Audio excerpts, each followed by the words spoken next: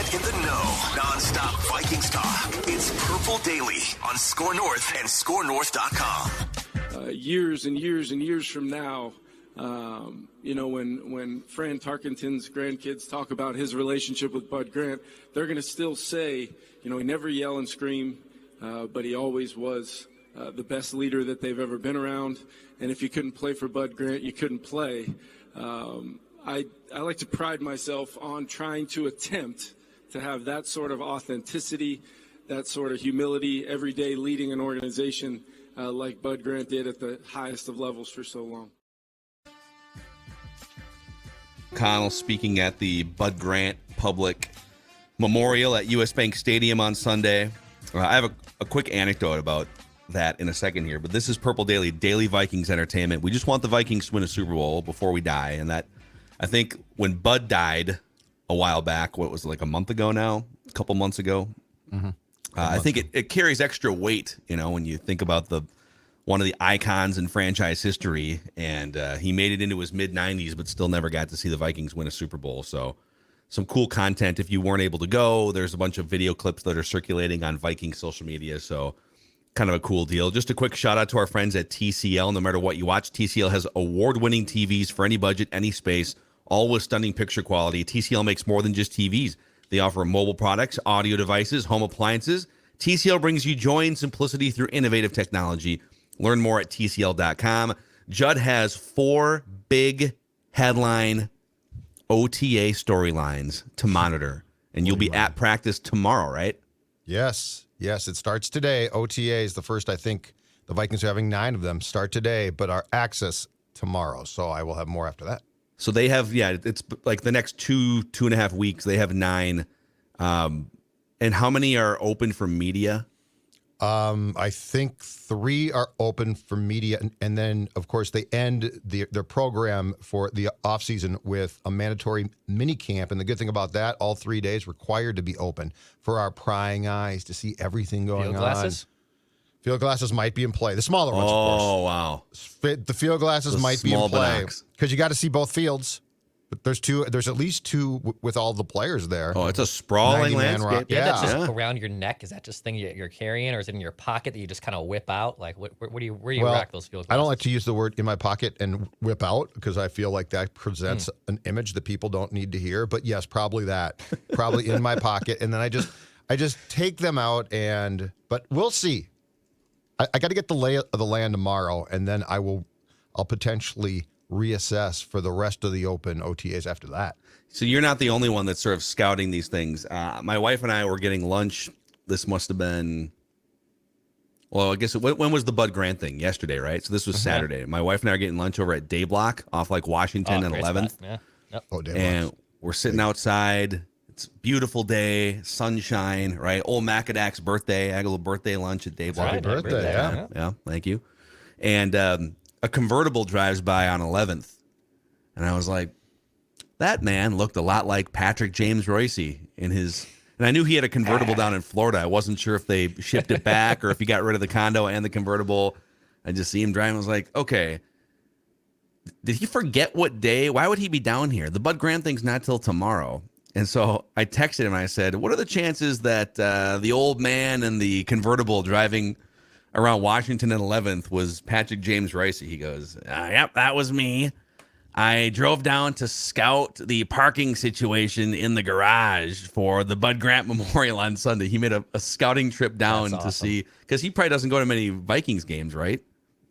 Judd, didn't he do that for the Diamond Awards too, like 3 months ago? Scouting Yes, he trip? remember us telling him about it, but right before we did the speech and stuff, he was like, "I came down here to scout the parking yesterday, but couldn't find anything." What garage did he park in? I don't remember, but now I'm having deja vu that Phil's saying, and I was like, "Wait a minute, he's told me this story before." Right.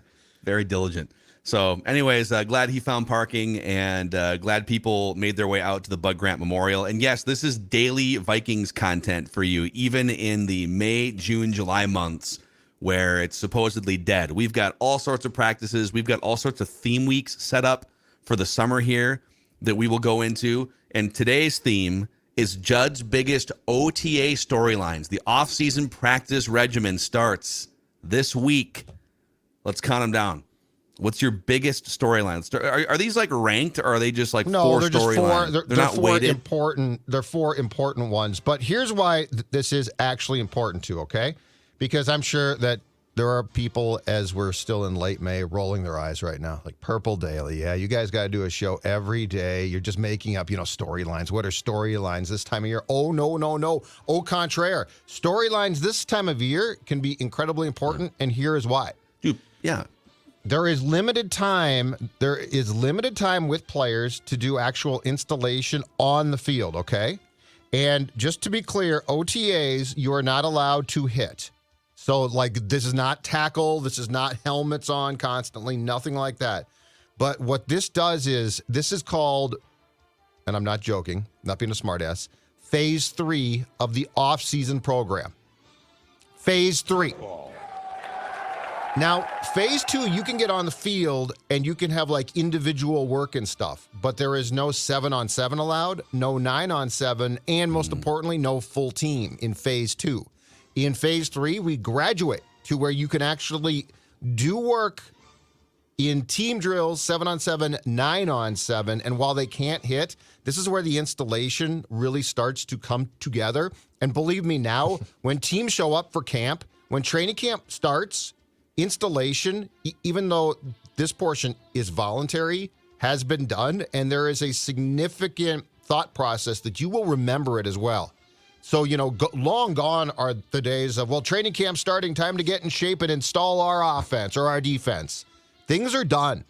And so these storylines are incredibly important because of that. And need I remind you that when training camp 2022 opened at TCO, Lewis Seaton had already lost the starting safety job. That decision was made off of these workouts. Yeah. So All Judd's right. going to be the eyes and the ears on the ground here. And by the way, OTA for the uninitiated just stands for Organized Team Activities. Yeah, You almost my, need like a glossary here on the show for new listeners. My fiance saw that headline on Twitter about Vikings. Oh, they could do activities? Are they going bowling and getting their nails done? It's they could be, I guess, off the field. They do go bowling, I think. But They will go could bowling or do something fun or like a grill out. They did a cookout one time. Yeah. She's not wrong. Oh, that's right, the cookout. Yeah. She's not wrong. Yeah. All right. Okay. So, but by the way, if you would like to find these in written form, VikingsWire.com. You can follow along. You can follow along. Exactly right. Fill out your bingo card right now because this was just posted this morning. But I'll begin with this one, and I think it's arguably one of the most important things that is going to transfer into training camp and then ultimately the season, and it's this. This will start really Brian Flores' process of making this defense respectable. This is where he will begin to actually have drills with team drills where he can install things, or the installation that's been done can be worked on. And make no mistake, there are a lot of things I think now that players coming back, especially on the offensive side of the ball, know. They're going to tweak things and they'll still work on a lot. But, that part of it's not new now. It was a year ago. Brian Flores is running a 3-4 scheme like Ed Donatell did, but that's the end of the comparisons here. So you have a defensive side of the ball in which they are going to install and teach new things. And if this is as aggressive as defense as we expect, and I have no reason not to think it's going to be, this is going to be incredibly important to hit the ground running when training camp arrives. What's going to happen in these 9 OTAs and then the 3-day mandatory camp the Vikings are going to hold. I know this is unprecedented because this is Judd's 4 OTA storylines, okay? Mm-hmm. But within the first storyline, I actually have a ranking as well. It's the 3 biggest differences between Brian Flores and Ed Donatell's defenses. Love it. Wow. So if I could go down the side street with you here, okay? Yes. So first of all, what do we know? You kind of mentioned some of this. What do we know about Brian Flores' recent defenses in Miami? I don't really count Pittsburgh because he was basically a consultant for Pittsburgh, and that's a Mike Tomlin thing. He was with Pittsburgh last year, but going back to the Miami defenses more specifically, he took the Dolphins from being one of the worst defenses in the NFL to the 6th best scoring defense in the second year. Also in that second year, the Dolphins allowed the 2nd fewest passing touchdowns and led the league in interceptions. So just a ferocious, chaotic pass defense. So The number one biggest difference between Flores and Donatell defenses, they're both 3-4 defenses, and that's pretty much, Judd, where the comparisons stop, right? Because one of them is much more of a shell, sort of keep everything underneath you, conservative. The other one is let's wreak havoc. Let's party. Let's party, baby. Let's and party. If we give up a big play, whatever, let's party again. So the number one difference, Flores loves to mix up coverages. According to Pro Football Focus in 2020, the Dolphins ranked second in coverage uniqueness. Ooh, love it. Yeah. Just throwing a bunch of different stuff at you. Coverage uniqueness. All right, number two, the second biggest difference, Flores defenses, as you said, are aggressive. Loves to crowd the line of scrimmage, offer up confusing looks. Sometimes it'll be jailbreak, cover zero, everyone's coming. Sometimes it'll be bailing back into coverage, but it's about creating confusion and chaos. A lot of cover one, single high safety looks, safety middle of the field, corners playing man coverage. A lot of cover zero, which is no safety help over the top. Mm-hmm. And then number three, we've talked about this on the show, but the biggest difference between Flores and Donatell defenses, in my opinion, is the usage of safeties. So Miami blitzed their safeties over 200 times in 2021. By far the most in the NFL. Harrison Smith, traditionally pretty good at doing stuff like that, was basically told don't do that last year by Ed Donatell. Dolphins, here's another one. Dolphins safeties in 2020 played in the box on 250 more snaps than last year's Vikings safeties did. So they're just, it's safeties creeping up, it's chaos, it's aggressiveness, and it's if we're gonna give up 30 points, let's go down swinging and make them earn it, as opposed to death by paper cuts for 17 games. So I think off of your points, I think Harrison Smith, to me, is going to pick up where he left off in the heyday of Zim's defense. He's probably a little bit slower now, but I don't expect him to have any problem. I've written down two names that I think are like two of the most important, but they're going to have to learn. Like, there's a lot, what you just said takes a lot of instinct, but also being at the right place. And it's not just, we're two deep safeties, so we're just deep. It's here you're coming up, here you're strong, here you're free. The two names I've written down as being especially important, and we'll get to the cornerbacks, but that's a different thing. Lewis Cine, because he clearly was behind the eight ball coming out of the offseason workouts a year ago for a reason, okay? And that has to be he didn't pick up on things quick enough. Lewis Cine, and the other one that's absolutely huge, and we've talked about this because I think we're excited about the potential, but we don't know yet, Brian Asamoah. That linebacker position he is going to play, I think, is going to be incredibly important. I think that he is going to be, I think in some ways, Cine and Asamoah are going to ideally mirror each other as hybrids in what you can do. And so just off the top, I think Asamoah and Cine are two of the most important fundamental players that we can watch in these workouts and see how quickly it's clicking. I feel like they're pretty similar in size too, aren't they? Just want to see what the Vikings have there listed. I think you're right. Like Asamoah is listed at 6 foot 226 pounds. I think Cine's bigger. Wow. Cine is 6'2", 200 pounds. Okay. So Asamoah has about 25 pounds on Cine, but considering historically what the usual difference in weight and size is between a safety and a linebacker. I mean, you think about the E.J. Hendersons. I mean, usually your linebackers are 245, maybe 250. Sometimes you'll see dudes, like the lumbering downhill run stopping linebackers, but it's a different NFL. Different NFL. All right, the number two storyline. It is this, and keep in mind, these are voluntary practices, yet almost everybody shows up, okay? The players' contracts are structured like this. If you're there for a percentage of the actual workouts, and that starts with back in the spring or back a month plus ago with like the actual weight room phase one stuff. you get a bonus. But when it comes to these on-the-field OTAs, very, very, very few people skip unless it's excused or they're not happy. Will Danielle Hunter and Dalvin Cook attend OTAs? My guess is no on both, but I think it means something very different. I think in Dalvin's case, he's gone, and it's just a matter of time. We just don't know what the trigger is or the timing is. That could be just the June 1st to save more cap space. But I don't think we'll see Cook here, and I don't think that we will see Cook again in a Vikings jersey. Danielle is a little bit more interesting because his presence, it's not that he won't learn this stuff, but his presence, in my opinion, is important because there's no way that Flores does not think in his mind that Danielle Hunter is going to play an absolutely huge role in the potential success. Like you're not saying, well, we'll just plug Wanham in and when you want Hunter here. But that being said, a new contract is almost certainly going to have to get done first. So the Dalvin thing, I believe, is just a situation that has to run its course. The Danielle thing is far more intriguing. Nobody should panic until he's actually not here for the 2-day mini camp, but that is one to keep an eye on. And again, it's voluntary, but OTAs, they are voluntary in name. Everybody basically shows up for it. When is the mini camp is in June, right?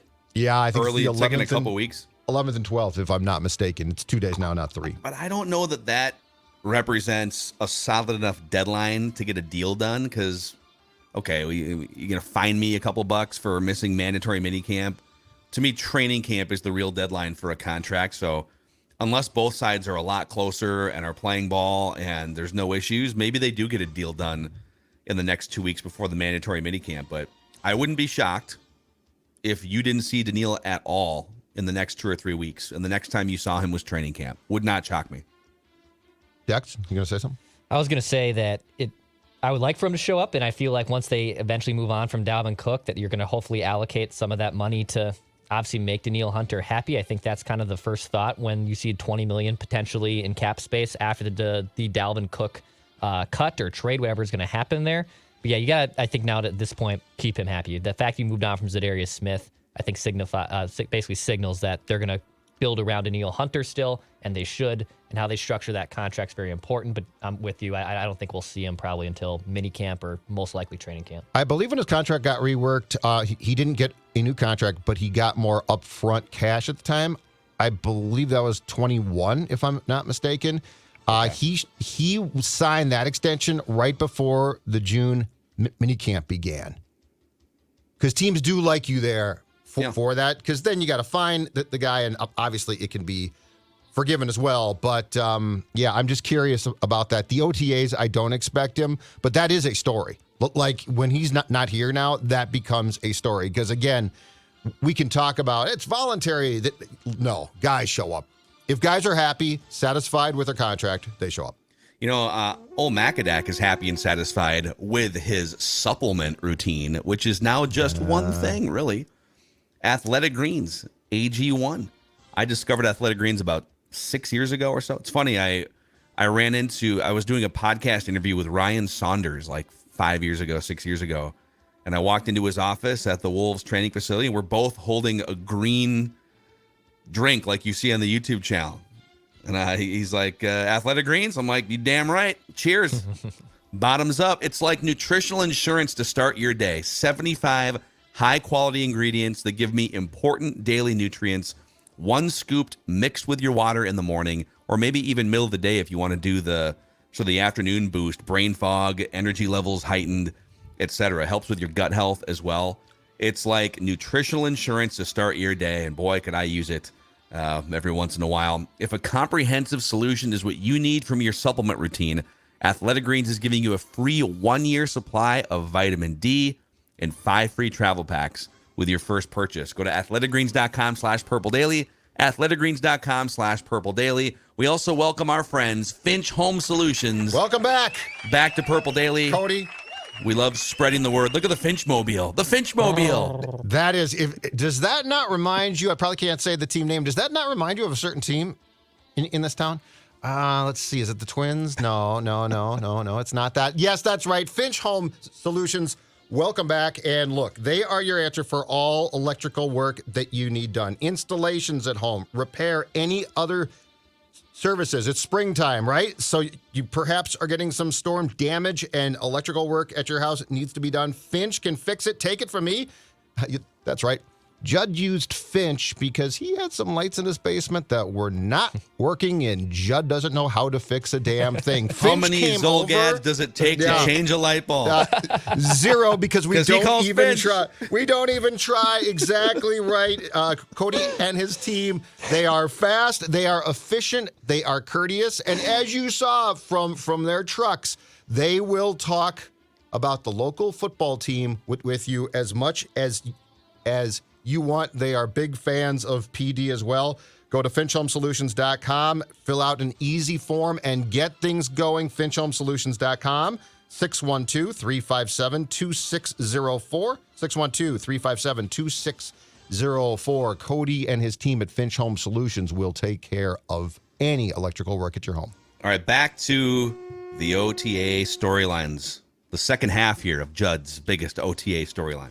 So I feel like there's competitions here at certain places. Not a lot of offensive competitions, probably defensive line, some interior competitions to a certain point. So I don't want to say that there aren't jobs open, but my third talking point is the biggest competition, and that is let the cornerback competition commence. Let it begin, because this is where it's going to start, baby. This is where it's going to start. Here's what we know. Marquee free agent signing Byron Murphy Jr. from the Cardinals is going to play outside and base and move inside to replace the departed and ineffective Shandon Sullivan in nickel. And after that, it's a free-for-all. It is a free-for-all in nickel. Who's going to play on the outside?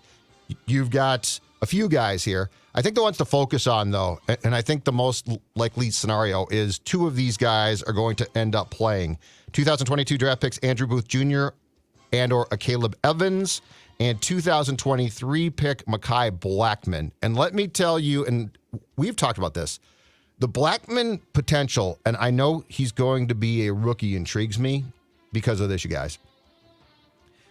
Booth and Evans were drafted pre-Flores.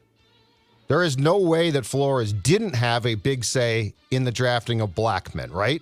Like, he obviously watched a ton of film, identified a guy. And so Blackman comes here with the, I would guess, Flores stamp of approval on him. But this to me is going to be, and it's probably going to be a competition that goes well into training camp. This to me is the most interesting thing. And if you don't get this right, it's a real problem. So let the cornerback competition begin. So it's so fascinating. The Vikings, so they got, in terms of, I'll expand this to defensive backs because there's a couple of interesting names that, like Cam Bynum is a safety, but Cam Bynum also played a ton of cornerback in college at Cal. And some of these guys could be used as hybrids the way that Brian Flores loves to bring guys up to the line of scrimmage. You might wind up, whether you're a safety or a defensive back, you might wind up covering a wide receiver or a tight end in man-to-man coverage. So a lot of these positions get blurred when you do cover 1, cover 0 looks, right? So you got Harrison Smith, who's about 50 years old, and he's the Sherpa of the defensive back room. Listen, you whippersnappers, I'm going to teach you something.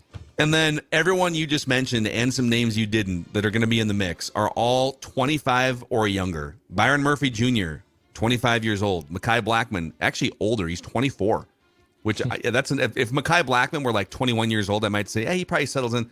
Dude, he's 2 years older than Andrew Booth Jr., or a year and a half older. Andrew Booth Jr., 22. Caleb Evans, 23. Jay Ward, LSU, kind of a hybrid defensive back, slot, cornerback. I don't know what they're going to do with him. 22 years old. And then Josh Metellus, special teams ace, but has gotten some run. I'd throw him in the mix just as a guy that could be I don't think he's going to start, but at safety. But you got 25-year-old Metellus, 24-year-old Bynum, 23-year-old Scene.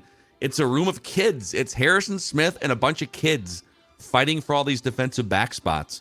And to have another adult in the room in Brian Flores is going to be so interesting. But I think, the fact that Mekhi Blackman played 5 years of Power 5 college football, 4 years at Colorado, He started only 14 games his last 2 years, some injuries, but then played 14 games for USC. The guy comes in with a ton of Power 5 college experience.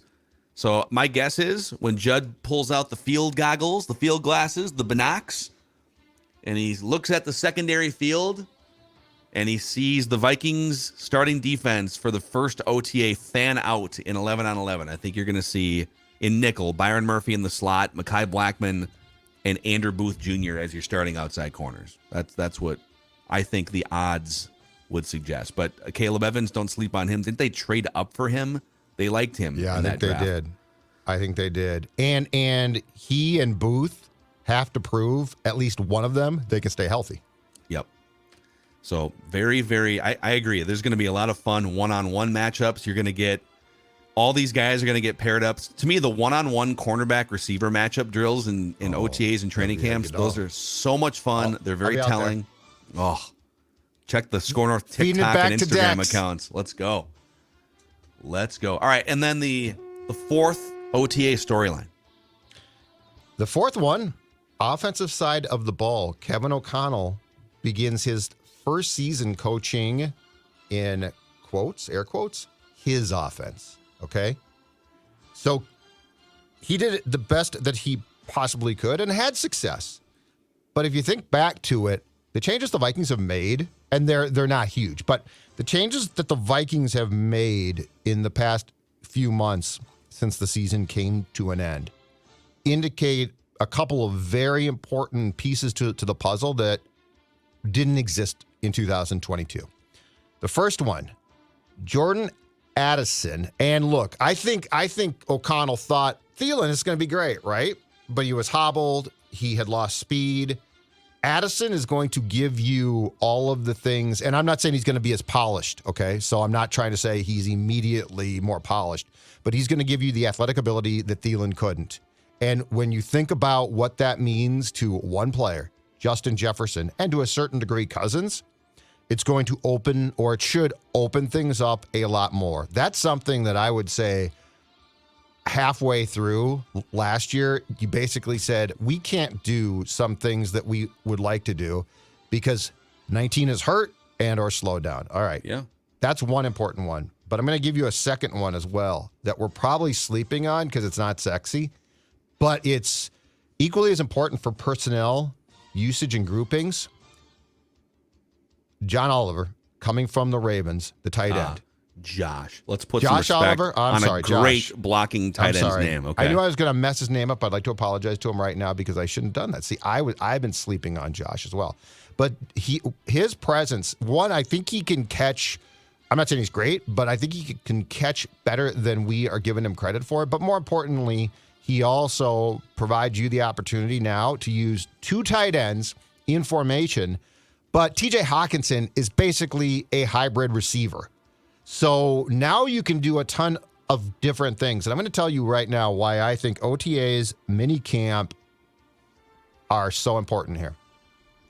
When training camp starts, teams basically, they run a bunch of stuff in training camp practices, but because they're open to the public, they don't get, for those practices, nearly as creative consistently. Because if they do, it's going to get back because a ton of fans see it, we see it. Mm-hmm. And so therefore things get back to different teams because this sounds crazy, but each team basically has an intern type combing through film that's sent out by reporters and or stories. So right now, they're going to work on things that they might work on occasionally in closed practices, but it's opened up more where there is a freedom. So all I'm saying is that this is the first, in my opinion, the first season that O'Connell is going to go into with what he considers to be his offense. And it's going to be, I think, more opened up to a certain point. And there are going to be differences that might seem small, but are going to be huge as far as trying to confuse opponents. Well, from a Cousins perspective, it does drive me crazy over the years when people bring up the excuse list, right? Well, Washington, or well, look at the offensive line here, or look at the defense over there. It's like, okay, well, at the end of the day, you're going to have imperfections across the team. You're going to have coaching turnover. I mean, it's a reality for most players in the NFL not named Tom Brady, who just got to play in the same offensive system for years. Or if you're a Peyton Manning or a Brett Favre, you're so good that you just get to bring your offense with you and they just install it. Remember, Peyton Manning goes to the Broncos and they're like, all right, Peyton, what are we running? Right? Yep. I'm just going to call it. I'm going to call it the line of scrimmage. So, yes, there's going to be some things that, there's going to be turnover and things that are excuses, and I get that. But it usually drives me nuts because if you're good enough as a quarterback, your team will get to the conference championship once in 10 years. And to this point, Kirk Cousins' teams have come nowhere near getting to the conference championship. However, if you look at the things that are on your list here, like the things that are going Kirk's way, for instance, the full system for a second year. He gets literally the full system with the same starting offensive lineman, great weapons. Everything is coming back. 11 out of 12 offensive linemen coming back for this team, which trickles down to the rest of the room that, hey, if you have a backup, and I was telling you guys off mic, I had a chance to talk to Chris Reed, just kind of a random, I ran into Chris Reed for 15 minutes late last week. And he was the backup interior offensive lineman that came in the middle of a game against Green Bay on the road because Bradbury went down and then Schlottman went down. It's like, all right, you're starting at center now, or you're playing center. Figure it out, right? Stuff like that. And he was telling me, because he got clowned a little bit. He botched like 3 or 4 snaps. Yeah, He's like, got clowned by you, by the way. yeah, of course. And we had a good conversation though. It's good. He didn't take too much offense. You son of a. But he was saying the things that happened in that game, for instance, like none of it happened the next week against Chicago because I was more used to it. Now I could go play center in a game, things like that. People being in a system, hearing code words for the first time, understanding, okay, when a defense gives us this look and we're going to run this play, here's how we need to communicate with each other. I think having 11 of 12 offensive linemen returning is a big deal. Having your weapons returning for the most part is a big deal. So it is something that Kirk Cousins has had a lot of change and turnover in his career, and this is the most stable you're probably ever going to get in the NFL. All of these things returning for a second season. So we'll see. 12 personnel. Watch for it. Be aware. Be football personnel aware. Be aware. 12 personnel. They're going to run it a lot more this season, I think.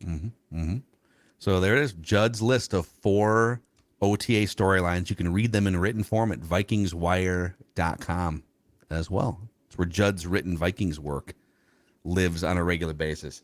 Before we get to some interesting new analytics that have come out from ESPN, any other thoughts on OTAs? Anything? I feel like there's a lot of people that have discovered Purple Daily since last offseason. So for anyone kind of wondering, oh boy, I checked out around the draft or I checked out around free agency, OTAs and minicamps. I've never followed that as a fan. What would you say to those fans that like You're missing out. Yeah. You're missing out. It's great fun. The season, the great thing is that this league clearly plays the fewest games of professional sports, but it never ends. It never ends. And for the most part, it's fun stuff. Like it's not, they have found a way to make the schedule release fun. So Yes. I would say that if you are for the first time, or went into March or February thinking, the season's done now till September. Oh, no. The off season is really not off. It's big time fun. I would say the other thing, though, that is going to be fun to watch for is the backup QBs. Oh, yeah. And just to see O'Connell on a daily basis, at least when we're allowed in, work with Hall. Because I think there's going to be, I think there was probably a decision made on Kellen Mond fairly quickly. This ain't it. Yeah. I would very clearly, yes. Yeah, I would expect that the conversations and that the work done with Hall will be extremely different than what we probably saw a year ago with Kellen Mond. Yeah. I think, him versus Nick Mullins for QB2. I think that is a legitimate, fun storyline to watch here. I mean, Nick Mullins is a capable backup who started games in the NFL in very propped up systems. But if Hall can show he can beat out Nick Mullins, that would be an impressive first step. That, wait a minute, this isn't just a flyer QB. There's a succession plan that's probably actually in place. I love the personnel groupings thing. I don't know how much they're going to reveal in these practices, but we might get a sense. So the first year of O'Connell, I don't have the data on where they ranked running 11 personnel, but that was the thing. The Rams had run more 11 personnel, which is a receiver, a tight end, a running back, a tight end, and 3 wide receivers. Mm-hmm. But it feels like they're maybe moving more toward the San Francisco style of things, which is okay. Let's get a little heavier here. Mm-hmm. So I have data from 2 years ago in San Francisco. They ran by far the most 21 personnel, which is kind of a technicality. So that's 2 running backs, right? A tight end, and sometimes does Debo get classified as a running back? Does Juszczyk get classified as a running back? It's kind of hard to tell sometimes with San Francisco. But could the Vikings run more 12 personnel, like you said, which is 1 running back, 2 tight ends, Josh Oliver and TJ Hawkinson, but really Hawkinson's a wide receiver in that sense. Yep. They can blur the lines here with personnel groupings and be more tricky, I guess. So, but again, I don't know how much you're going to be able to glean from some of that stuff during the OTAs and mini camps. But we'll find out starting tomorrow. I'm very curious about this. One is I think, rightfully so, I think the entire end game here is what can we do to make Justin Jefferson as dangerous as possible, which I love. And the running game too was not very good last year. Correct. So how can you unleash a running game? I think people went a little too far, including the Vikings, and we got to get away from this Zimmer old school run the ball first, second. You can't just not run the football. Well, you see what happens when you get too pass happy. And Dalvin just flat out didn't really have the underlying metrics, rightfully so, said he didn't have a great year. And you cannot have, look, the offensive line can run block, okay? And the offensive line that we saw in 2022 was not a train wreck. You cannot lose 2 yards here, get a yard there, lose a yard here. And eventually, if you go for 58, that's not the plan. Like, as O'Connell said, I think at the Combine, what we want to be in is 2nd and 5. 2nd and 5 opens up a ton of things. 2nd and 11, it's very predictable. Mm-hmm. And so I think the thing with Cook is, yes, he stands to be paid too much, and that becomes a problem. But this is also on-field performance. And I felt that the advanced metrics and also the eye test on Cook told a story of a guy who has basically lost his fastball. And you don't need, Madison doesn't need to rush for tons of yards, but can you get 5 yards? Because if you can get 5 yards on first down, now put your team in a position to now unleash Jefferson more. That's the thing, is how can you play, how can the offense actually within itself play complementary football? That's what you want. Oh, complementary football. I mean, complementary football is not really that, but I'm saying right now, how can the run game complement the pass game? I like where you're going here, Judd. I like where your mind's at going into giving this a lot OTAs. of springtime work right up here in the old noggin. If you're still, maybe you're a fan out there, maybe you're still not ready to fully engage because you're still just pissed about the playoff loss. Some throttle therapy could be for you. Thanks to our friends at Power Lodge and Miller Marine. Power Lodge, the Twin Cities' newest Bennington dealer. Locations in Brainerd, Onamia, and Ramsey. Miller Marine in St. Cloud. Oh, these Bennington pontoons. Look, as on the YouTube channel, you see Judd leaning forward here, tapping on the screen. Yes, Gone great. Or the model that is replacing Judd, anyways.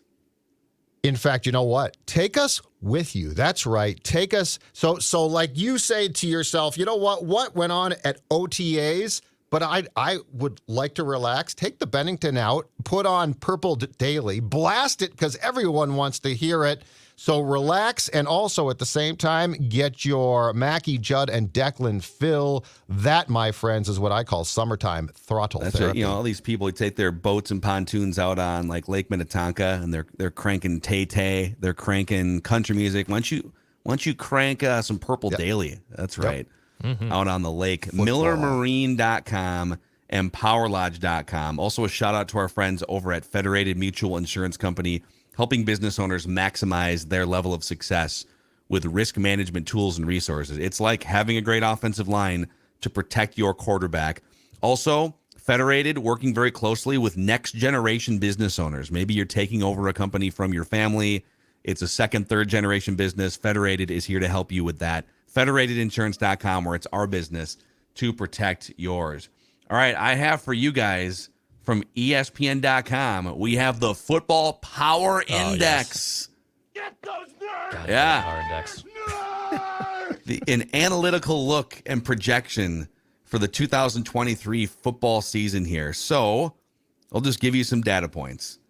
The Minnesota Vikings are projected to win 8.6 games per the Football Power Index. Yep, that makes sense. So maybe round up to, so their projected record is 8.6 and 8.4. So 9. So 9 and 8. 9 wins. Yep. They have a 52% chance to make the playoffs. By the way, the Lions projected to go 9.5 wins, so they're like a full win ahead of the Vikings, and a 65% chance to make the playoffs. Mm-hmm. Where are the Packers at? 2 wins. 2.3 wins. Yeah. 2.5. 1.7 Packers at wins. 7.5. Bears at 5 something. 8. Bears 8? at 8. Yeah. What? So everyone kind of lumped between like 7 and 9 wins. Interesting on the Bears. Okay, then. Yeah. Well, yeah, the Bears they've Smarter- added some talent. greater They've minds got than some mine. weapons. They do. They got weapons. And then the Vikings have a 29% chance to win the division, a 13% chance to make the NFC Championship game, a 6% chance to make the Super Bowl, and a 2.3% chance to win the Super Bowl.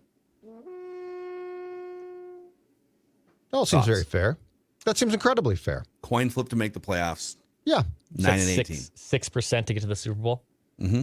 And 11% for the title game. So 1 in every 10 13. times. 13. 13. Okay, a little bit more than 1 in every 10 times that they get to the NFC title game. I mean, thank God they're in Historically, the that's NFC. pretty much what it is. That Yeah, tracks. true. Thank God they're in the NFC.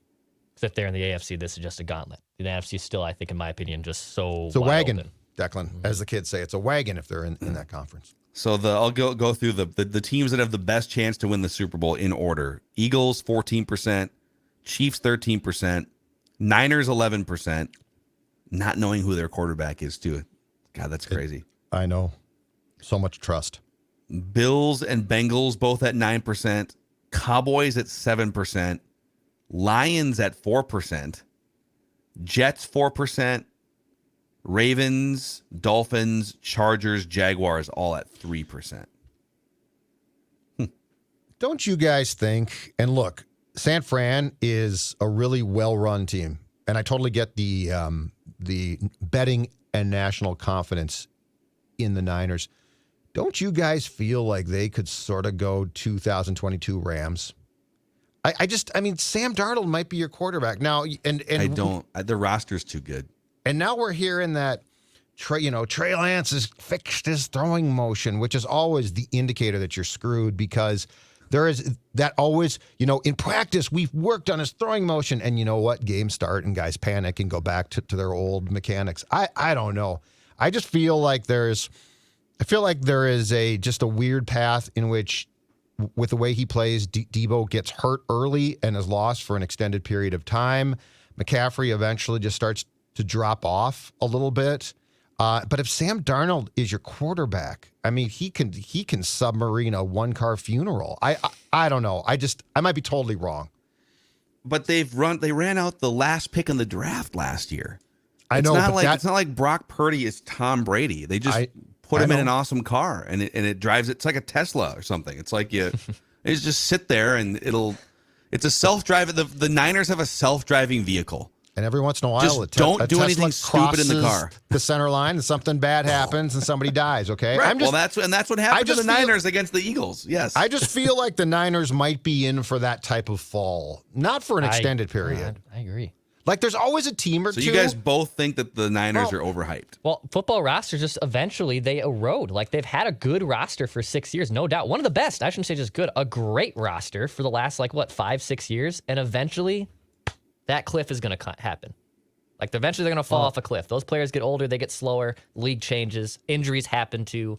I think they're going to come down a little bit. And I do feel like the Brock Purdy thing almost creates a false sense of confidence now of, well, if they can do it with him, it's gonna happen with anyone they plug in.